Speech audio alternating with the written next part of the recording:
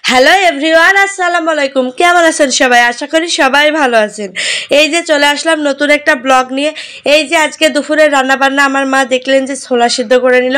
আজকে ছোলার একটু ঘুগনি করবে, তাই তারপরে আজকে পটল দিয়ে ডিম দিয়ে রান্না করবে। আসলে আজকে অনেক তরকারি আছে, আগেকার দিনকার বাসি তরকারি, ওগুলোই গরম করব। আজ একটা তরকারি হবে আর তার সাথে আরেকটা ভাজি হবে। এই যে আমার মা ডিমটা সেদ্ধ করে নিয়েছে, এদিকে ডিমটা আমি পরিষ্কার করে ছুলে দিয়েছি। আমার মা এই যে বাটনা সব কিছু বেটে নিয়েছে। এখন এই যে ছোলাটা ঘুগনি করে নেবে। আগে ছোলাটা ঘুগনি করে রেখে দেবে, তারপরে তরকারিটা রান্না করবে।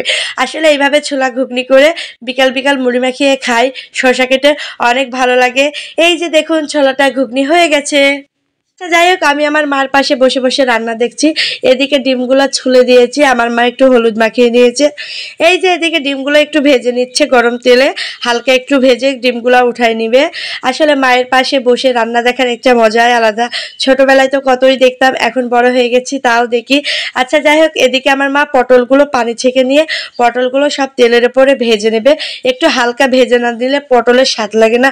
পটল তো এমনি একটু পানি টাইপের, পানি পানি লাগে, সেই জন্য একটু ভালোভাবে ভেজে নিলে পরে পটলটা একটা সুন্দর সেন্ট বেড়ায়, খেতেও অনেক ভালো লাগে। যাই হোক, এই যে পটলটা দেখুন ভাজছে। পটলটা যখন ভাজা হয়ে যাবে তার ভিতরে এই যে আলু দিয়ে দেবে। আলু দেওয়ার পরে একটু নাড়াচাড়া করবে।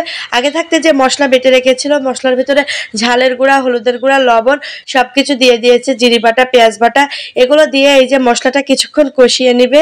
এই যে দেখুন আমার মায়ের তরকারির ফাইনাল লুক, ডিম দিয়ে, পটল দিয়ে আর আলু দিয়ে, অসাধারণ লাগে। এই যে আমাদের গাছের জালি কুমড়া, এটাকে জালি কুমড়া বা চাল কুমড়া যাই বলি না কেন, এটা আমি কুটে দিয়েছিলাম। আমার মা এই যে ভাজি করছে। এই যে দেখুন, এটা যা ফ্লেভার, একটা সুন্দর, খেতে যা মজা লাগে, দারুণ একটা। আচ্ছা যাই হোক, এদিকে দুপুরে খাওয়া দাওয়া শেষ করে একটু রেস্ট নিয়ে চলে যাচ্ছি গাংনি। আচ্ছা, গাংনিতে আমাদের একটু কাজ আছে বাজারে, সেই জন্য বাজারে যাচ্ছে। এই যে বাজারে যাওয়ার সময় একটা বাড়ির ভিডিও দেখলাম, এই বাড়িটা আমার ভীষণ ভালো লাগে। আল্লাহ না করে কবে যে এই বাড়ি একটা করতে পারবো।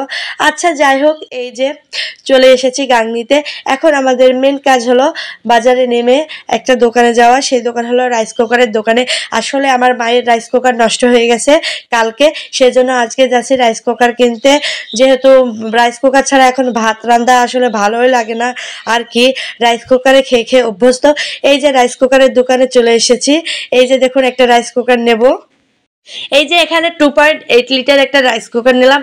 এই যে এদিকে আমি তো রাইস কুকারের দাম দর করছি, আর আমার মা তো আমার মেয়েকে সামলাতেই পারছে না, সে ওদিক এদিক চলে যাচ্ছে। আচ্ছা যাই হোক, রাইস কুকারটা অবশেষে কিনে ফেললাম। আস্তে আস্তে একটু সন্ধ্যা হয়ে গেল বাড়ি ফিরতে। এই যে বাড়ির সামনে নেমে পড়েছি, ওই যে আমাদের লাল গেট দেখাই যাচ্ছে।